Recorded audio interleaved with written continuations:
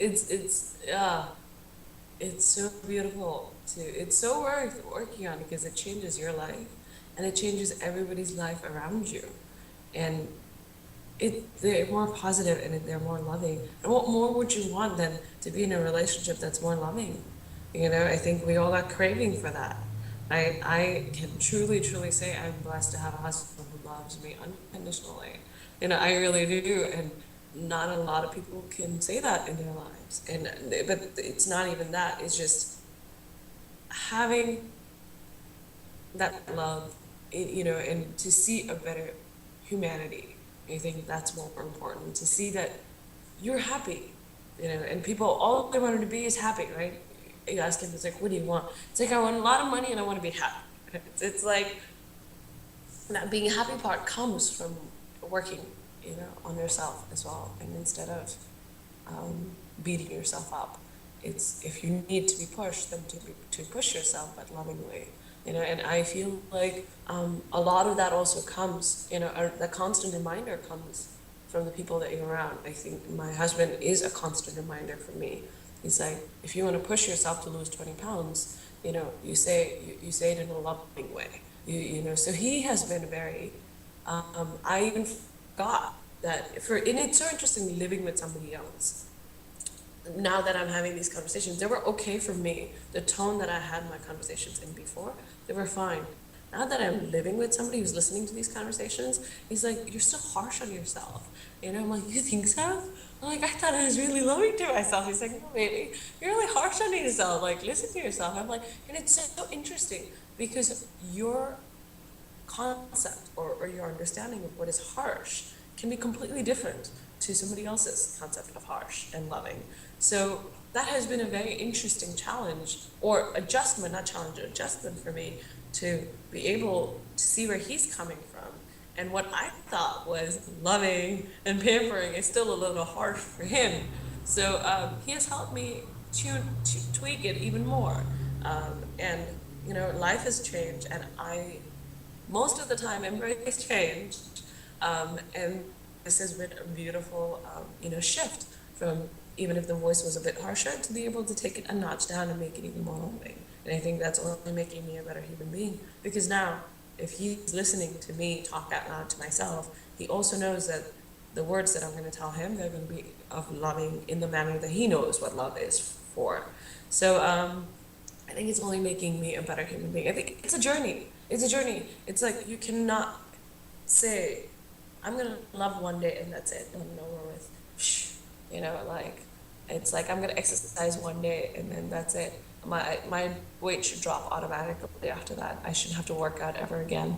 It's like that. It's love and being aware, and being awake. You can't say I'm going to be aware in this very moment and that's it. I'm done being aware, then it should just automatically, magically happen. It's about every moment. It's about me, for losing weight, it's about me watching, what I'm eating and how I'm eating and, the portion and being still loving towards myself without beating myself up. It is about what words that come out of my mouth. It is awareness has to be every moment. It cannot just be for that split second and then you're awakened, it's a moment to moment, so loving yourself unconditionally and being able to be around with people, it is a moment to moment awareness and living in that awareness. And that's it. What do you think the world would be like if, when we've inspired a lot more people to love unconditionally, because that's what we're setting out to do, and Yeah, we think it will change the world. I mean, what would you think about of changing the course. world? Of course, I almost feel like we all will evolve, on of this. It's the next step in humanity, right? That's how I look at it. To be able to learn to love everyone unconditionally, to have, if I could give this world a physical hug, I would love to just hug it around and just be able to give all the love that I can. But if there were hundreds of me around this planet doing that, this this whole planet would be a whole different space to live on, and people would no longer come from fear.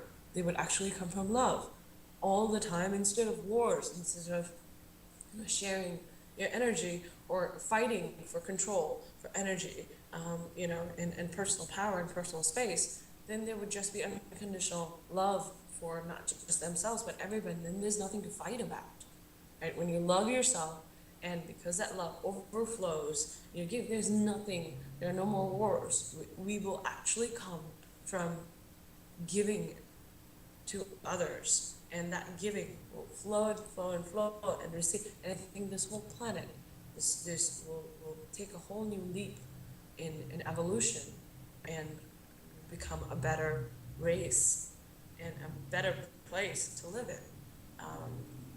I pray for that day, that there is just light, on this planet, and that people can learn to love themselves and others unconditionally. So, yeah, I think it's a positive, and that's what I see evolving towards a better place and space to live in.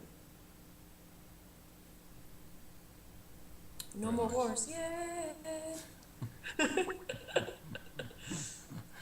Oh, one last thing. I guess I would love to add for people, at any point, how do you love yourself? Or what is love begins with me? And I wanted to share was, it's about doing little things that are good for you. For example, what would make you happy? I enjoy getting massages once a month, and that's my gift to myself that I give. And that's me taking care of myself. Manicure, pedicure, every now and then I'll go get. I go into, they have Living Social and Groupons, and, I like to take advantage of those. And I'll go check out different salons, and I'll go check out different, but at least whatever money I make, it's about, a little bit of that money is about splurging and giving myself for being a better human being. Or it's not even for being it's just taking care of myself. It's like, how does love begin with me? Love begins with me by loving myself, taking good care of myself, by eating healthy, by going for a walk in the woods, by being by nature, going to Mount Ham or to Mount Shasta, once in every 2 months, and being able to enjoy the scenery there and be. It's about feeding your soul. So the answer is, the question is, what makes you happy, and what makes you feed your soul? What would be those things? Go do them. And once you get a chance to go feed your soul, you are loving and you're nurturing that plant, that soul, that love, that seed of soul within you, of love within you, and you're giving it this water, this sunshine, and you're by taking care of yourself. And once you do that, once you do these lovely things for yourself, then you will be able to be a happy person. Because you're a happy person, because you're doing such amazing, loving things for yourself, you will see it flow into people around you. So I think my biggest thing is, besides of course the personal conversations, is also, and changing those personal conversations, is also to do loving things that make you happy for yourself. Go have a cup of tea by yourself in a cafe and enjoy a book, or go dancing by yourself. If you're I'm a dance freak. I love going dance. I'll dance in the middle of the street if I have a song on, but that's because it makes me happy. So do what makes you happy, and that way you'll be able, and that makes your soul happy, and you'll be able to blossom from there. So I wanted to add that one last thing about love begins with me. It's about doing things that make you and your soul happy.